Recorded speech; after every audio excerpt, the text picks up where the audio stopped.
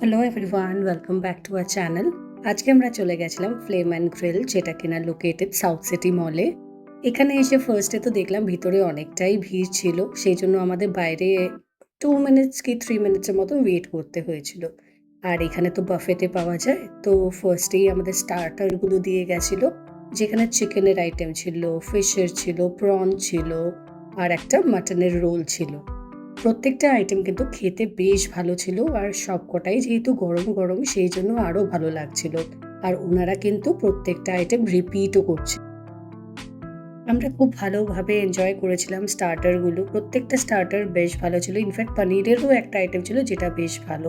অনেক কিছু খাওয়ার পর ভাবলাম একটু 2 মিনিটস ব্রেক নেওয়া যায়, সেই জন্য আমি চুপ করে বসে সবার সঙ্গে কথা বলছিলাম মেন কোর্সটা নিয়ে আসার আগে। সেখানেও কিন্তু নানান ধরনের আইটেমস ছিল। আমার মা এটাই বলছিল যে স্টার্টারগুলো খেয়েই পেট ভর্তি হয়ে গেছে।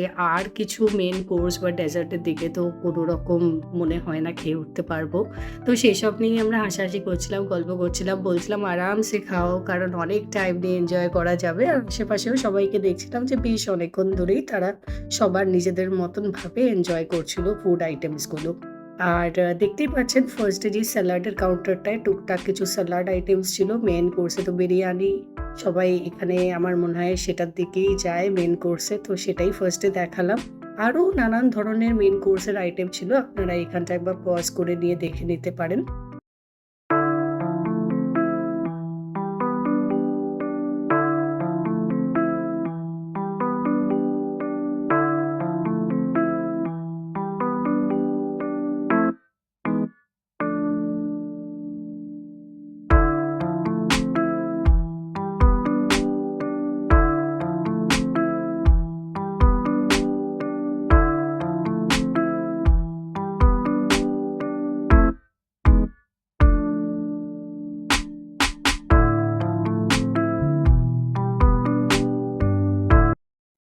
ডেজার্টে যে আইটেমটা আমার সবথেকে ভালো লেগেছিল সেটা ছিল এই ম্যাঙ্গো ফিন্নেটা।